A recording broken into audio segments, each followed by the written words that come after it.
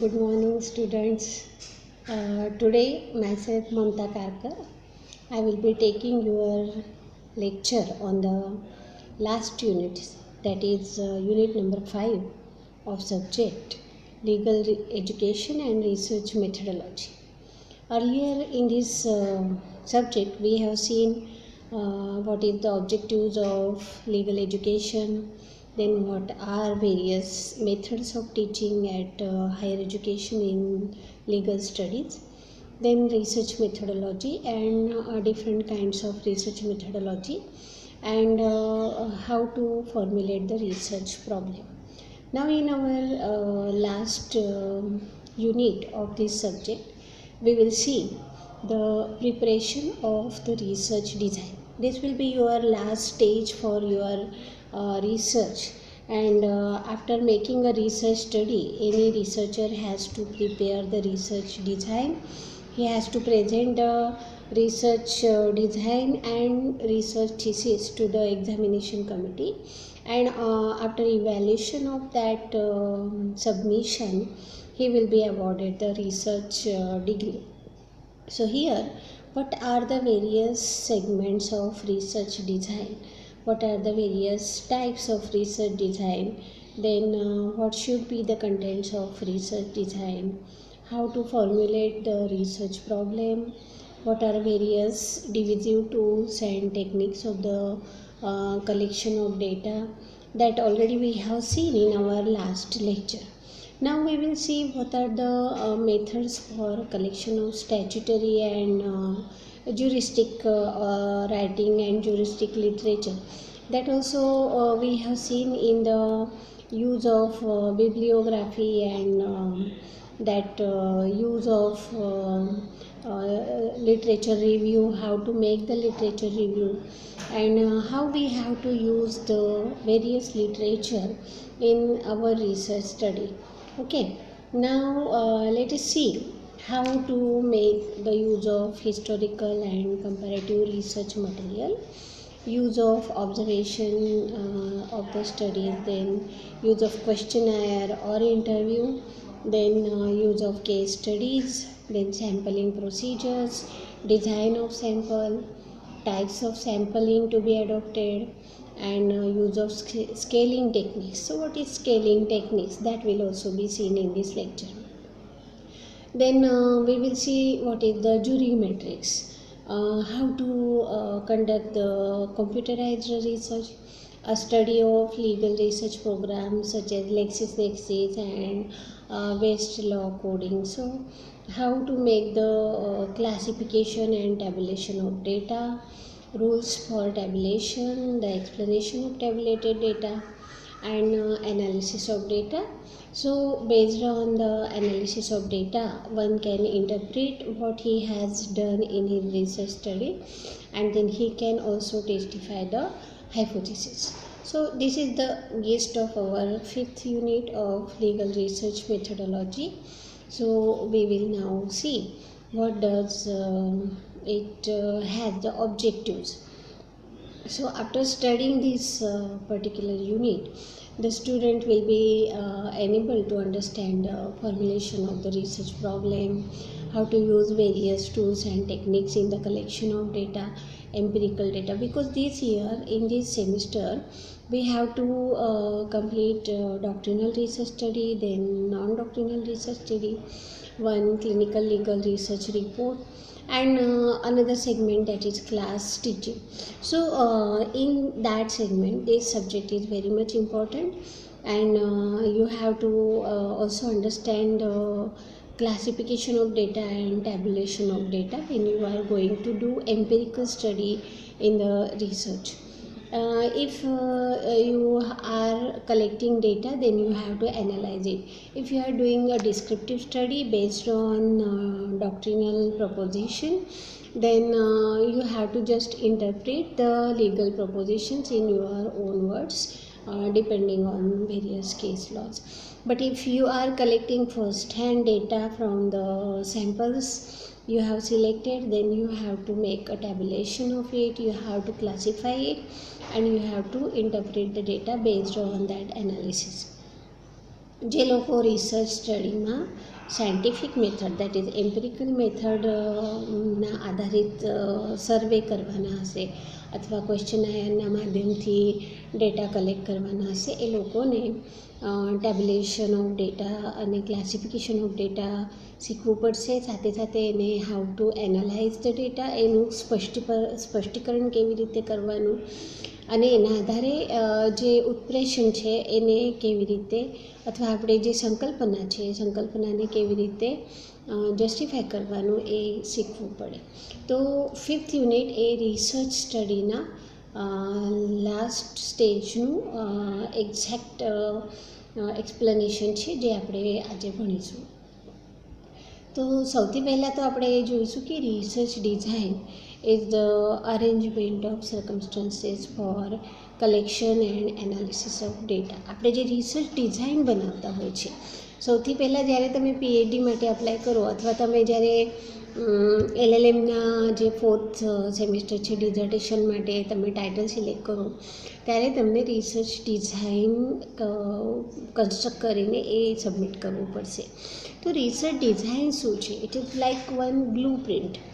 એ overall તમારું જે research study તમે કરવાના છો એનું એક બ્લુ પ્રિન્ટ છે, એક મેપિંગ છે.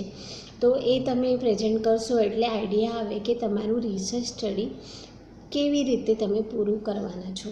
સો it is the arrangement of circumstances for collection and analysis of data in a manner that aims to merge relevance to the research proposal to research study. So research design in fact has a great bearing on reliability of the results arrived at, and as such constitutes the firm foundation of the entire edifice of the research work. So we need a research design, a plan in advance of data collection and analysis for our research project. તો આપણે research design બનાવીએ છીએ તે વખતે જ આપણા જે plan છે એમાં એક ખબર હોવી જોઈએ કે તમે ડેટા કલેક્શન કેવી રીતે કરવાના છો અને એ રિસર્ચ માટેના ડેટા તમે કેવી રીતે ટેકનિક્સ યુઝ કરવાના છો. તો રિસર્ચ ડિઝાઇન એ તમારે ટૂંકમાં એક વ્યવસ્થિત અરેન્જમેન્ટ છે કે તમારો પ્લાન બતાવે છે કેવી રીતે રિસર્ચને તમે આગળ કમ્પ્લીટ કરવાના છો. Okay, now the next segment આવે છે કે કન્ટેન્ટ ઓફ રિસર્ચ ડિઝાઇન. તમે જ્યારે રિસર્ચ ડિઝાઇન બનાવો છો તે રિસર્ચ ડિઝાઇનમાં કયા કયા મુદ્દાઓને તમારે એક્સપ્લેન કરવું પડે, એ રિસર્ચ ડિઝાઇન કેવી રીતે બનાવવાનું. તો સૌથી પહેલાં તો છે કે રિસર્ચ ડિઝાઇનમાં a clear statement of research problem હોવો બહુ જ જરૂરી છે. તમારું રિસર્ચ શાના ઉપર છે, એ તમે કયા સબ્જેક્ટમાં સ્ટડી કરી રહ્યા છો, તમારા રિસર્ચના ઓબ્જેક્ટિવ્સ શું છે, એમાં પ્રોસિજર્સ એન્ડ ટેકનિક્સ કયા તમે યુઝ કરવાના છો, કેવી રીતે તમે ડેટા એટલે કે માહિતી સંકલિત કરવાના છો, અને જો તમે અલગ અલગ સાયન્ટિફિક ટૂલ્સ યુઝ કરવાના હોય જેવું કે પ્રશ્નપત્ર બનાવવાના હોય અથવા સર્વે બનાવવાનું હોય અથવા ઇન્ટરવ્યૂઝ લેવાના હોય ત્યારે તમે એ સેમ્પલિંગ તમે કોની પાસેથી આ ડેટા કલેક્ટ કરશો એનું સેમ્પલિંગ ડિઝાઇન તમારે પ્રેઝન્ટ કરવું પડે. અલગ અલગ મેથડ્સ છે કે તમારે જે ડેટા તમે કલેક્ટ કર્યો છે એ ડેટાને તમે કેવી રીતે પ્રોસેસિંગ કરશો અને કેવી રીતે એનાલાઇઝ કરશો એ બહુ જ ઇમ્પોર્ટન્ટ સ્ટેપ છે. અદરવાઇઝ તમારે જે માહિતી તમે સંકલિત કરી હોય એનો કોઈ યુઝ રહેતો નથી. તો આવી રીતે તમારે એ પણ ડિસાઇડ કરવું પડશે. તો આવી રીતે જો જોઈએ so what are various points or what are various main important steps in the research design. So first of all, the research design should include the clear statement of your research problem. The second thing, that it should contain the objectives of the research. You must clarify what are the objectives of conducting this research study. Then you have to give the procedure and techniques that you are going to gather or collect the information or collecting the data from the samples. Then what population you are going to include for your studies. So what are the population that you are going to include in your research study, and what methods you are going to use for processing or analyzing the data. So these are the main points that you should include in your research design. So in this way, keeping in this view that what are various steps or what are various main points that one should include in his research design, we have to make some classification also. We can also make some changes in that design. That sampling, main thing is sampling deals with the methods of selecting items to be observed for the given study. દાખલા તરીકે હું તમને explain કરીશ કે જો તમારે research study કરવી હશે એક પર્ટિક્યુલર સબ્જેક્ટ લાઈક જીએસટી. અત્યારે જે જીએસટીમાં વેપારી લોકોને ઘણી બધી ડિફિકલ્ટીઝ આવે છે, તો એ જો તમે રિસર્ચ સ્ટડી માટે લીધું હોય તો તમારે સેમ્પલિંગ કરવું પડશે કે ભાઈ હું વિદ્યાનગરમાં જેટલા પણ નાના શોપકીપર્સ છે, જેની સ્ટોર્સ છે, એ લોકોને જીએસટી કાયદાના અનુસંધાનમાં કયા ઇશ્યુઝ એન્ડ ચેલેન્જીસ થાય છે, કઈ ડિફિકલ્ટીઝ આવે છે, એનું જે રિસર્ચનો ટૉપિક હશે તો એમ તમારે સેમ્પલિંગ કરવું પડશે કે તમે કેટલા દુકાનદારો પાસેથી માહિતી ભેગી કરશો, એ દુકાનદારોનું સિલેક્શન તમે કયા બેઝ પર કર્યું, રેન્ડમલી કર્યું કે તમે ફક્ત ફૂડ માર્કેટવાળાનું લીધું કે તમે જ્વેલરી શોપવાળાને લીધું કે તમે ખાલી ગિફ્ટ આઇટમ્સવાળાને લીધું કે સ્ટેશનરીવાળાને લીધું. આવી રીતે ક્લાસિફિકેશન કરવું પડશે કે તમે એક્ઝેક્ટલી સેમ્પલિંગ કરતી વખતે કોને એક સેમ્પલ તરીકે ઇન્ક્લુડ કરવા માગો છો. તો this process is sampling design. How to make the sampling method and how to locate the population for your research study or collecting your first hand data from the samples. Then observational design. બીજું જે design છે એ observational design છે. એમાં કેવું છે કે તમે ખાલી ઓબ્ઝર્વેશન કરશો કે ભાઈ સર્વે કરશો અને જે ડેટા તમારી સામે દેખાય છે એના આધારે તમે કન્ક્લુડ કરશો.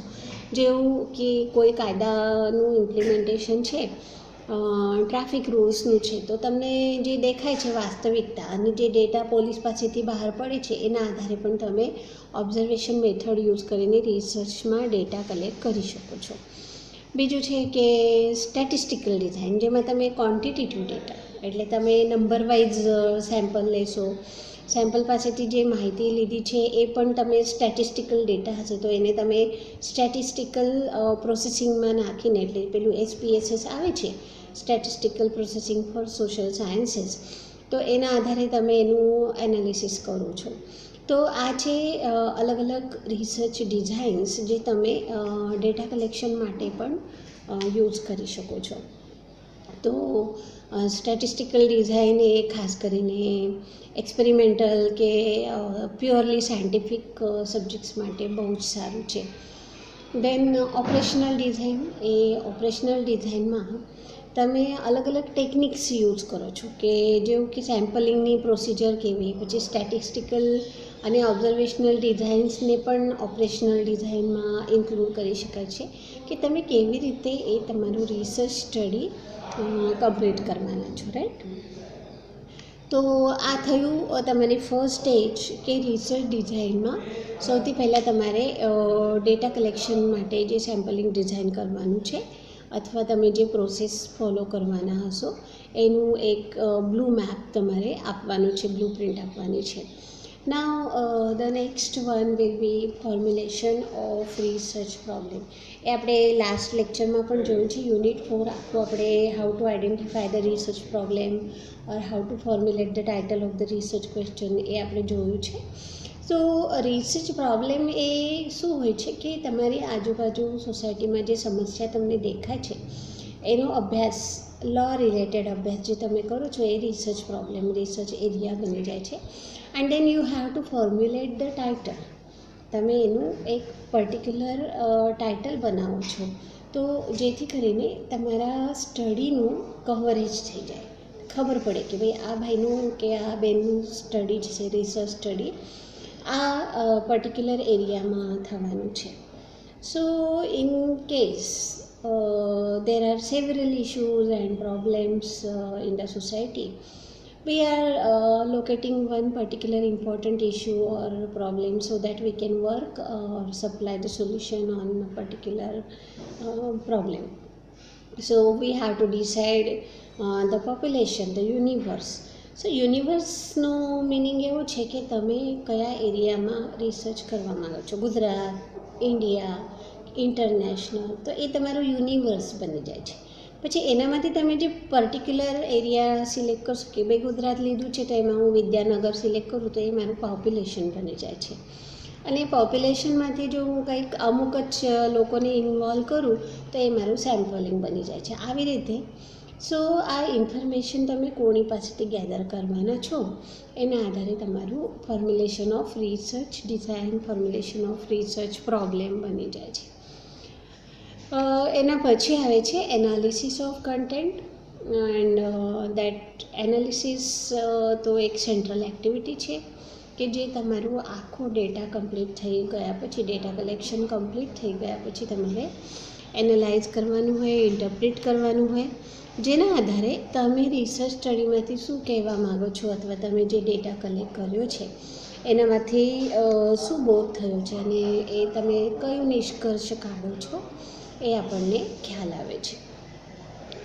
હવે જ્યારે આપણે રિસર્ચ ડિઝાઇન બનાવીએ છીએ ત્યારે એક ઇમ્પોર્ટન્ટ સ્ટેજ આવે છે devising tools and techniques for collection of data, that is methodology. જે આપણે આપણો શરૂઆતમાં જ સબ્જેક્ટમાં મેં કહ્યું છે કે મેથોડોલોજી, આ મેથોડોલોજી ફક્ત રિસર્ચ માટે જ નહીં તો તમારે ઓવરઓલ દરેક સબ્જેક્ટ માટે કામ લાગે કે કોઈ પણ કામ જ્યારે આપણે પૂરું કરવું હોય, સક્સેસફુલ કરવું હોય ત્યારે મેથોડોલોજી જો અપ્લાય કરીશું તો એ પરફેક્ટલી કમ્પ્લીટ થાય છે, એમાં સક્સેસ રેટ વધી જાય છે. તો મેથોડોલોજી એટલે કે તમે એના માટે એક સિસ્ટમેટિક સ્ટેજનું ટાર્ગેટ આપો છો, ફોકસ કરો છો અને એના આધારે એક એક સ્ટેજ કમ્પ્લીટ કરતાં કરતાં તમે છેલ્લા પગથિયા પર પહોંચો છો, રાઈટ. તો મેથોડોલોજી એ છે કે જે તમને રિસર્ચ ડિઝાઇન બતાવે છે કે તમે કેવી રીતે ડેટા કલેક્ટ કરશો, તમારું યુનિવર્સ કયું છે, તમારું પોપ્યુલેશન કયું છે, how you will make the sampling of the study, then how you will collect the data, how you will analyze the data, and the last stage how you will interpret the data to testify the hypothesis, right. So dividing factors and techniques for collection of data, that means કે તમે જે data collect કરવાના છો એના માટે કયા પ્રકારનું સાધન યુઝ કરવાના છો. એ ટૂલ્સ એન્ડ ટેકનિક્સ એટલે શું હોય છે કે કોઈ ઓબ્ઝર્વેશન કરે, કોઈ સર્વે કરે, કોઈ માહિતી ભેગી કરે, લિટરેચર રિવ્યૂમાંથી માહિતી ભેગી કરે, બુક્સમાંથી અને એવી ડોક્ટરનલ સ્ટડી માટે, અને એના આધારે પોતાનું કમેન્ટ્રી લખે અને કોઈ ક્વેશ્ચનાયર બનાવે, કોઈ ઇન્ટરવ્યૂઝ લઈ લે. તો આવી રીતે જે ડેટા કલેક્શનના ટૂલ્સ એન્ડ ટેકનિક્સ છે એના આધારે first hand information collection or information gather થઈ જાય છે. Okay, so the data available for researchers are primary and secondary both. આપણે પ્રાઇમરી સોર્સિસ એટલે જે ફર્સ્ટ હેન્ડ ડેટા આપણે કલેક્ટ કર્યા, અને સેકન્ડરી સોર્સિસ એટલે જે ડેટા તમે કોઈ બુક્સમાંથી કે રિસર્ચ આર્ટિકલ્સ છે, અલગ અલગ કમેન્ટ્રીઝ છે અથવા કેસ સ્ટડી છે એનામાંથી કલેક્ટ કર્યું હોય એને આપણે સેકન્ડરી ડેટા કહેતા હોય. So data available for the researcher are primary and secondary in both the forms, and the primary data are those which are collected fresh and for the first time. કેમ કે primary data આપણે direct question mark કે interview લઈને direct પૂછીએ છીએ કે ભાઈ તમને શું લાગે છે, લાઈક રિપોર્ટિંગ કરતા હોય એવી રીતે આપણે એમની પાસેથી, અથવા આપણે ઈમેલ કરીને બધું માહિતી મંગાવીએ છીએ કે ભાઈ આ ક્વેશ્ચન ભરી આપો. તો દસ this happens in the original in character. કેમ કે હું કંઈ ઇન્ફોર્મેશન આપું, બીજા કોઈ આપે, ABCD પ્રમાણે જેટલા પણ સેમ્પલ છે એ દરેક જણની જે ઇન્ફોર્મેશન છે એ પર્સનલ હશે. પર્સનલ મીન્સ એની પોતાની હશે અને એ ફર્સ્ટ હેન્ડ હશે, ઓરિજિનલ હશે, એ કોપી પેસ્ટ ના હોય, રાઈટ. તો એમાં કોઈ એક વિશિષ્ટ સબ્જેક્ટ લઈને જે પૂછાયેલા પ્રશ્નો છે એનું પોતાનું યુનિક આન્સર હશે, ઓરિજિનલ ઇન્ફોર્મેશન હશે. So this is what the primary data is collected by different tools and techniques in empirical or scientific study, and that is called the methodology, research methodology. Then the secondary data માં કેવું છે કે it is on the other hand data. એટલે કોઈએ books લખ્યા છે, કોઈ research article publish થયા છે, તો પબ્લિશનું મટીરિયલ છે જે ઓલરેડી એક્ઝિસ્ટન્સ છે, કોઈ બીજાનું વર્ક છે અને એને વાંચીને સમજીને આપણે ઇન્ટરપ્રિટ કરીએ ત્યારે એ સેકન્ડરી ડેટા બની જાય છે, રાઈટ. તો આવી રીતે how to collect the data, that is also one important part for research methodology. And when we are going to make the research design, we have to take into consideration these tools and techniques of the data collection. That is most important part of our research study. Now generally the primary data is collected during the experiments in an experimental research, and we also can obtain the primary data either through the observation or by direct communication with the respondents in one form or another, or personal interviews. Then we can also get the particular survey or descriptive researches. Then important ones are the observation method, interview method, questionnaire, schedules, and content analysis. So these are the different techniques that you can use for your empirical research or your scientific research when you are making your research design. સો ક્વેશ્ચનાયર આપણે જ્યારે બનાવીએ ત્યારે એ close ended બની શકે અથવા open ended બની શકે છે. તો ક્લોઝ એન્ડેડ ક્વેશ્ચન્સમાં આપણે યસ, નો, કાન્ટ સે ઓર સ્કેલિંગ પણ હોઈ શકે. જેવું કે 1 to 5માં આપણે એમને માર્ક્સ આપવા માટે કહી શકાય. તો ભાઈ તમને કેટલા પ્રમાણમાં લાગે છે કે આ સાચું છે, અથવા we can also ask them that are you agree or not agree or disagree, partially agree. So in this way you can get the frequency or the technique of his opinion. So you can collect the data in this different way. Open ended ક્વેશ્ચનમાં તમે એવી રીતે questioning કરી શકો છો કે ભાઈ તમારું શું ઓપિનિયન છે. તો ઓપન એન્ડેડમાં એ ગમે તેટલું ડિસ્ક્રિપ્શન આપી શકે છે, ત્યારે તમારે રિસર્ચરની એ જવાબદારી બને છે કે એમાંથી જે ઇમ્પોર્ટન્ટ પોઈન્ટ્સ છે અને જે એક્ઝેક્ટ એનું મંતવ્ય છે એ લખી દે. એક જે વસ્તુ છે એ બહુ જ ઇમ્પોર્ટન્ટ છે કે રિસર્ચર પોતાની રિસર્ચ સ્ટડીમાં પોતાના મનથી કશું ના લખે. પોતાના મનથી એટલે એ જે રિસર્ચ સ્ટડી માહિતી ભેગી કરે છે એમાં ઇન્ટરફિયરન્સ નહીં કરવાનું. જે સ્ટડી એને કરી છે એ સ્ટડીને જ ઇન્ટરપ્રિટ કરવાનું હોય છે.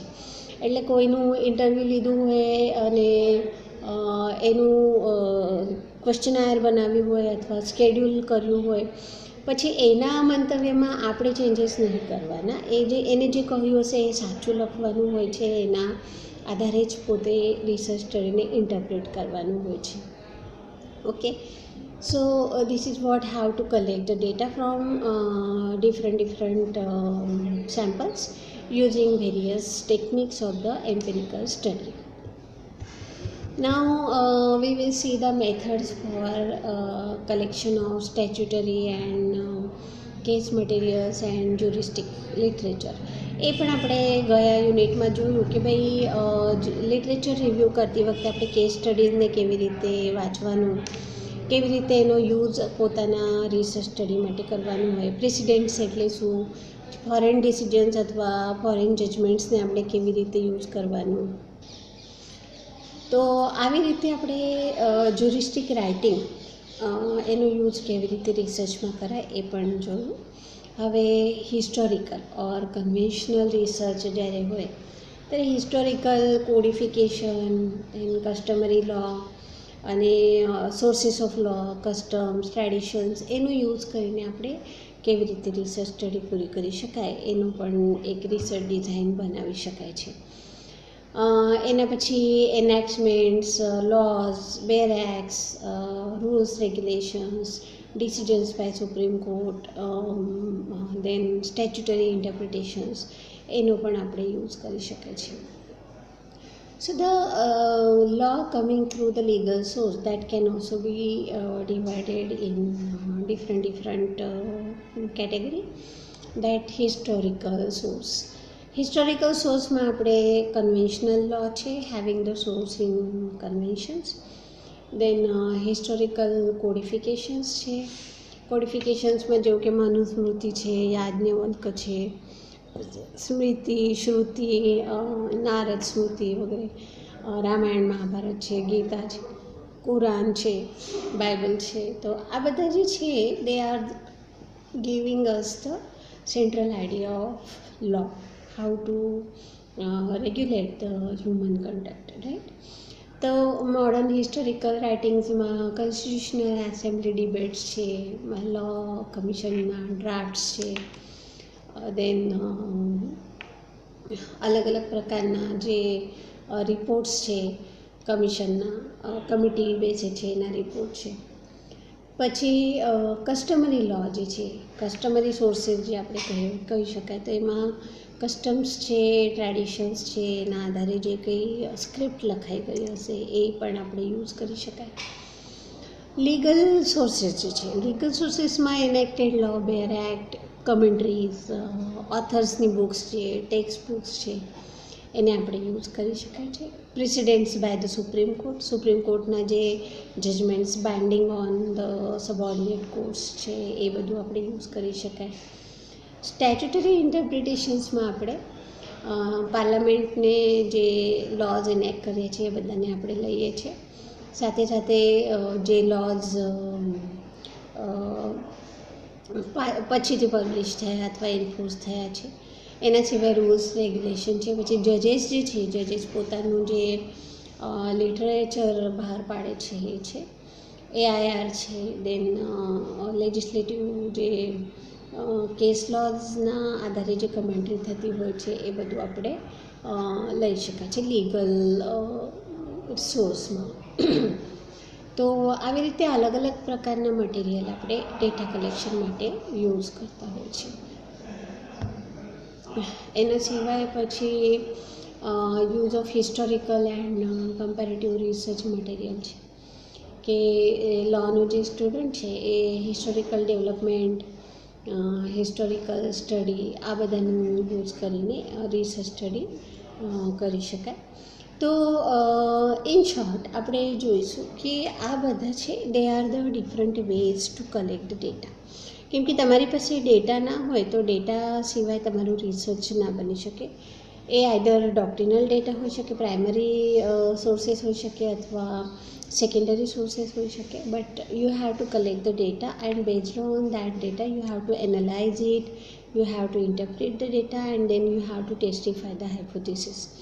તો રિસર્ચમાં ડેટા કલેક્શન અને ડેટા કલેક્શન માટેનું ટેકનિક જે છે, મેથોડોલોજી છે, એ બહુ જ ઇમ્પોર્ટન્ટ ફેક્ટ છે. Then use of observation studies. One great asset of the observational technique is to record the behaviour as it occurs. આપણે જે નિરીક્ષણ કરતા હોય છે આજુબાજુ, એક સાયન્ટિફિક સ્ટડીમાં ઓબ્ઝર્વેશનલ સ્ટડી બહુ જ ઇમ્પોર્ટન્ટ છે.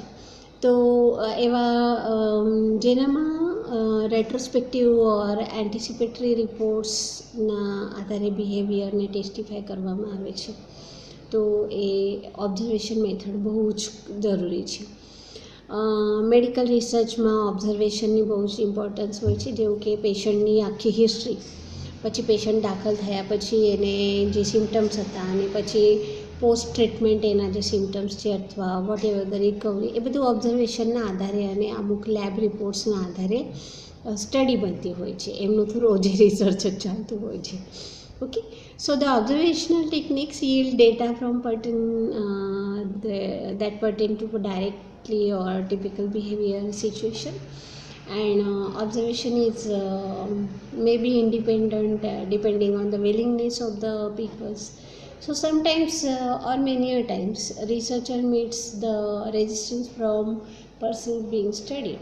તમે આમ જ કોઈની સામે જઈને એનું ઓબ્ઝર્વેશન ના કરી શકો, એ મોંઘું પડી શકે છે. તમારે એના માટે પરમિશન લેવી પડશે. ઓબ્ઝર્વેશન માટે તમારે એક સ્ટ્રેટેજી હોવી જોઈએ. એ ઘણા રિસર્ચ એથિક્સ છે જેમાં પરમિશન વગર તમે કોઈની પાસેથી ડેટા ના લઈ શકો.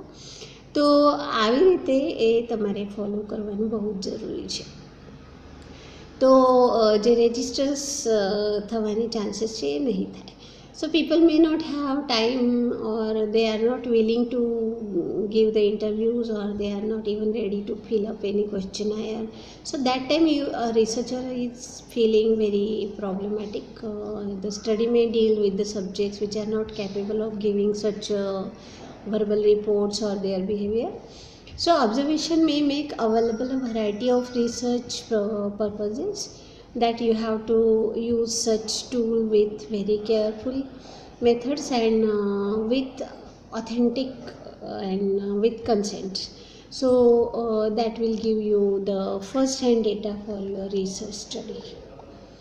So these are the various facts that we have seen about research design, and now we will see the another part in the next lecture.